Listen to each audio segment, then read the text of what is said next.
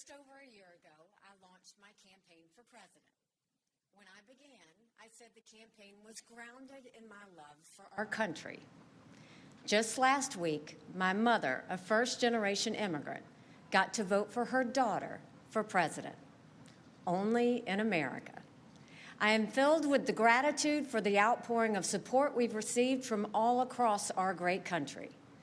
But the time has now come to suspend my campaign. I said I wanted Americans to have their voices heard. I have done that. I have no regrets. And although I will no longer be a candidate, I will not stop using my voice for the things I believe in. Our national debt will eventually crush our economy. A smaller federal government is not only necessary for our freedom, it is necessary for our survival. The road to socialism is the road to ruin for America. Our Congress is dysfunctional and only getting worse. It is filled with followers, not leaders. Term limits for Washington politicians are needed now more than ever. Our world is on fire because of America's retreat. Standing by our allies in Ukraine, Israel, and Taiwan is a moral imperative. But it's also more than that. If we retreat further, there will be more war, not less. As important, while we stand strong for the cause of freedom, we must bind together as Americans. We must turn away from the darkness of hatred and division. I will continue to promote all those values, as is the right of every American. I sought the honor of being your president.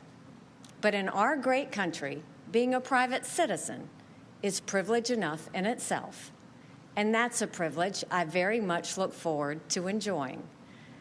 In all likelihood, Donald Trump will be the Republican nominee when our party convention meets in July. I congratulate him and wish him well. I wish anyone well who would be America's president. Our country is too precious to let our differences divide us. I have always been a conservative Republican and always supported the Republican nominee. But on this question, as she did on so many others, Margaret Thatcher provided some good advice when she said, quote, "Never just follow the crowd. Always make up your own mind." It is now up to Donald Trump to earn the votes of those in our party and beyond it who did not support him. And I hope he does that. At its best, politics is about bringing people into your cause, not turning them away. And our conservative cause badly needs more people. This is now his time for choosing. I end my campaign with the same words I began it, from the book of Joshua. I direct them to all Americans, but especially to so many of the women and girls out there who put their faith in our campaign. Be strong and courageous. Do not be afraid. Do not be discouraged, for God will be with you wherever you go. In this campaign, I have seen our country's greatness. From the bottom of my heart, thank you, America. God bless you.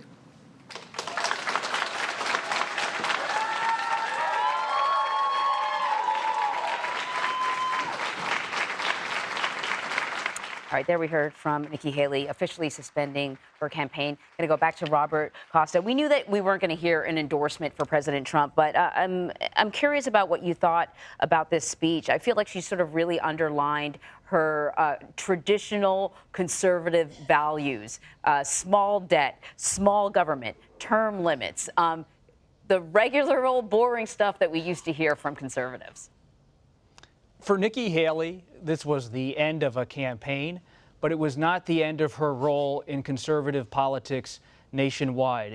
In her short remarks this morning, she outlined how she believes she was an advocate for traditional Republican values, and she wants to continue to be in the political arena, making the case for everything you just outlined, the traditional Republican way of looking at foreign policy, supporting Ukraine, being averse to Vladimir Putin and Russia, having strong allies in the NATO community, having a strong, muscular U.S. presence in the world when it comes to the military in national security, and on domestic policy, being for a smaller government, not necessarily an expanded state.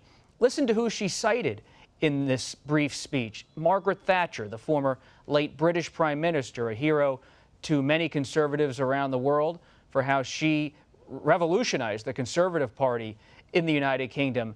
And for Nikki Haley, this is a crossroads, but now she has some political capital after being the last one remaining against former President Donald Trump.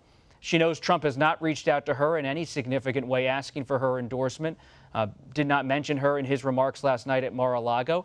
And now she said it straight to Trump today, you're going to have to earn my vote, earn the vote in support of my coalition around the country. And for Trump, it's going to be a difficult task. Does he really want to make the effort overtly to win over Nikki Haley or not? It's not really in his style to do that. But politically speaking, he might just have to. I was going to say, it's not only is it not in his style, but thus far, he really hasn't had to, in that he's been winning, right? And even when you listen to his speech last night, it was very reminiscent, I thought, of his speech after when he was sworn in as president, this focus on how dark and terrible things are. It felt like what was old is new again, in a way. But you're right, she talked about politics is about bringing people together, and that the conservative cause needs more people under that tent, and that's very true. I wonder, though, how important will these Nikki supporters be? I mean, Donald Trump seems to have retained support from a lot of those sort of suburban women, but you would know better than me that she might have appealed to. If he just disregards the Nikki Haley coalition, I mean, who are they going to vote for? It's an open political question. And Haley represents a certain kind of Republican going back to President Ronald Reagan. And after Reagan was elected in 1980, for over 3 decades, the Reagan-type Republican dominated GOP politics. You had his vice president, George H.W. Bush, and then H.W. Bush's son, George W. Bush, become president. You had Republicans who believed in Reagan politics being at the fore of the party. And that continued even into the congressional ranks with people like Senator Mitch McConnell of Kentucky, who's now heading for the exits from the leadership himself. And what last night's results showed Nikki Haley and so many others in her wing of the party is, while they still have a wing of the party, they in no way have a powerful wing. Now, that doesn't mean it could shift back. The whole power dynamic in the party could shift back toward Haley and her wing at some point. But for now, with Trump looking at the nomination for a 3rd time, this is a historic moment, because it's very rare for someone to win a nomination 3 times. Think about Richard Nixon winning the nomination in 60, 68, 72, being on the vice presidential ticket twice. Trump is now in that league of someone who really has a shadow over a party for so long. And Haley and her coalition, they might just need to sit it out for a cycle or 2, but at the same time, they're trying to have an influence, even as they know Trump has such widespread influence over the direction of policy, but not just policy, the culture of the party. Yeah. You see a relic of traditional conservatism within a Trump party. That's so true. And I want to talk to you a little bit about Trump's speech, because I didn't get a chance to talk to you last night because I was asleep. So I do want to get your take on Donald Trump's speech. Often at this point in a campaign, this is when you may hear a candidate pivot a little, going from, what they would have said during the primary when they're kind of duking it out with other candidates, to pivoting to November. But I feel like there's no pivot here with Donald Trump. But like I said, it sounded an awful lot like the speech that we heard, when he first embarked on the presidency. And he used a lot of the same language, in particular talking about how dark things are. He called this country a 3rd world country at the border and a 3rd world country when it comes to our elections, which is not true. And he also went back to this attack on the news. You recall he was the one that called the media the enemy of the people. He didn't say that, but he certainly suggested that the news is responsible for the divisions. What did you make of this speech? Who was he talking to? What was he hoping to accomplish? One longtime Trump advisor, his former campaign manager, Brad Parscale, once said in the wake of the 2020 election when Trump was defeated, even though he falsely claims he won, that Pascal said privately, if Trump runs again, he's going to run for one reason: vengeance. Vengeance will be the piston behind the Trump campaign that powers it forward. And you see now in his speech on Super Tuesday, not so much an ideological agenda he's laying out for the country, but a revival of the political paradigm he introduced in 2015, 2016. American carnage, he called it in his 2017 inaugural address, painting the country with a broad brush in a dire way, saying crime's running rampant in the streets, the borders are insecure, people feel very unhappy about the economy. And instead of having many people up on stage with him last night, as he has done in previous contests, what did we see last night? We saw Trump alone. Trump alone on stage. And what does that remind us of? Only I alone can fix it. Yes. I alone can fix it, as he famously said, or infamously said, according to whether you ask a critic or a supporter of Trump. The context always matters in that sense. But we're looking now at Trump going back to his 2016 playbook. And instead of running against Secretary Clinton, he's running against President Biden in the same way. And he's not trying to push the GOP in a totally new direction. He's saying Biden has failed in his view and that the president should be beaten and let Trump come back into power. And the challenge for Trump is he's not the same candidate he was in 2016.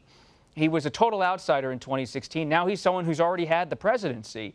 And he had a role in January 6th in leading a pressure campaign on former Vice President Pence and many others to overturn the election that still sits in the mind of many voters, including many Nikki Haley supporters I've met on the campaign trail who remain unsettled about Trump's conduct, his character, even if they support his policies. That's such a good observation. We keep calling this a rematch because I guess it's kind of the best phrase to use. But in actuality, yes, the same two names are on the ballot, but so much is different. The country is different. These two men are different. Now they both have records that they're running on. As you point out, Donald Trump has a record too. And President Biden, you know, when he was elected, we were craving normalcy. I don't know what's normal anymore. I don't think anyone knows what's normal anymore in politics.